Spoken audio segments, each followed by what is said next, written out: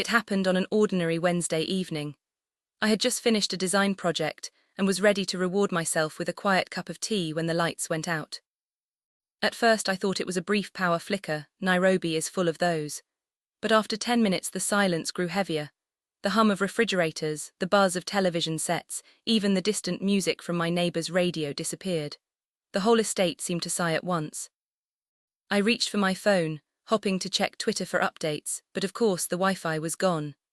My battery was already at 15%, and I knew better than to waste it. That's when I remembered my grandmother's old lantern tucked away in a corner of my kitchen shelf. It was small, made of brass and glass with a handle shaped like a half-moon. I hadn't used it in years. I dusted it off, poured in some paraffin and struck a match. The flame came alive slowly, casting a soft golden glow across my tiny apartment. The light was warm, almost comforting. I sat down by the window, watching as other houses across the compound flickered with candles and phone flashlights. There was something peaceful about it, as if the whole neighborhood had been forced to pause. Children's laughter echoed from the courtyard below. Someone started humming a gospel song, and for the first time in weeks I didn't feel like rushing anywhere. Then came a knock at my door. It was a steady, polite tap, not the impatient kind. I hesitated, a little cautious. Through the peephole I saw my neighbor from across the hallway, Malik. We exchanged polite nods before, but never spoken more than a hi. He was holding a candle stub in one hand and smiling in the dim corridor light. "Sorry to bother you," he said when I opened the door slightly. "Do you happen to have an extra candle? Mine just burned out." His voice was calm, low, and unhurried. I nodded and went back inside to fetch one from my drawer.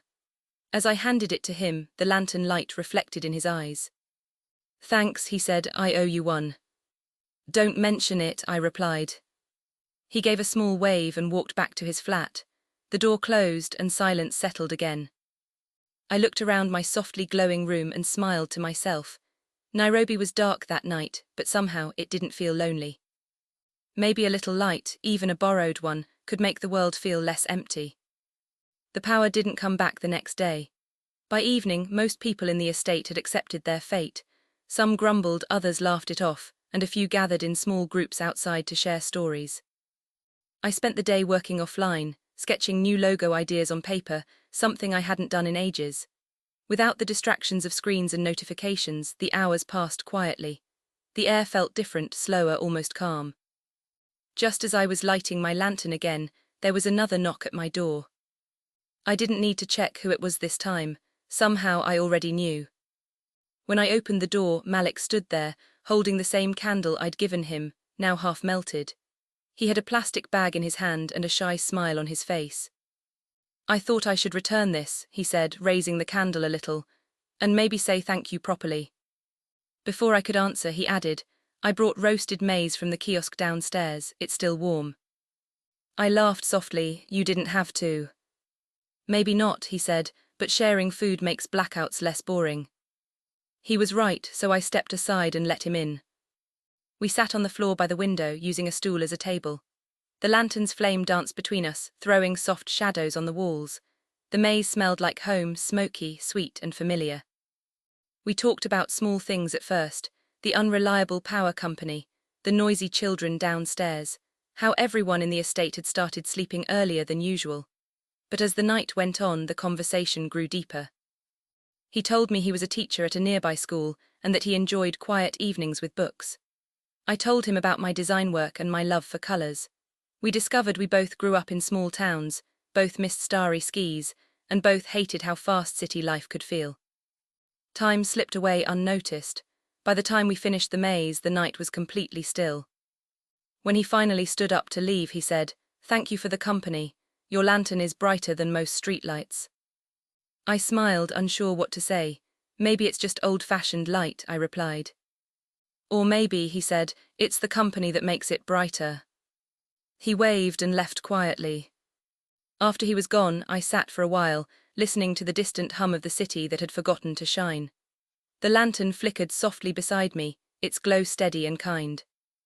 And for the first time in a long while, I didn't feel quite so alone. By the third night, the blackout had turned into a routine. People in the estate had stopped asking when the lights would return. Children played outside until late, neighbors shared meals, and laughter filled the courtyard in place of television noise.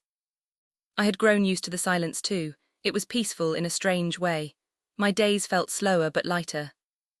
Just after dinner, there was a gentle knock on my door again.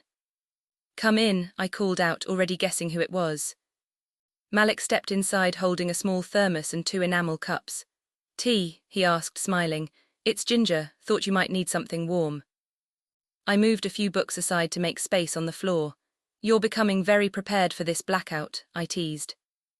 He laughed, pouring the steaming tea into the cups. "A teacher learns to adapt. If the lights go off in class, we keep teaching." We sat cross-legged, the lantern glowing between us. The smell of ginger filled the room. The shadows on the wall made everything look softer. We talked about small, random things. He told me about his students, how one of them had written an essay titled "My Teacher," the superhero, even though he had never done anything particularly heroic. I told him about my grandmother, who used to say a lantern was a friend that listened more than it spoke. He smiled at that. "Maybe that's why people open up in the dark," he said. "It feels safer somehow." I nodded. There was something honest about the night. No distractions, no bright lights, no noise to hide behind. Outside, a soft wind rustled through the jacaranda trees. Somewhere, a child's laughter faded into a yawn. Inside, our tea grew cold, but neither of us seemed to notice. When Malik finally stood up to leave, he hesitated for a second near the door.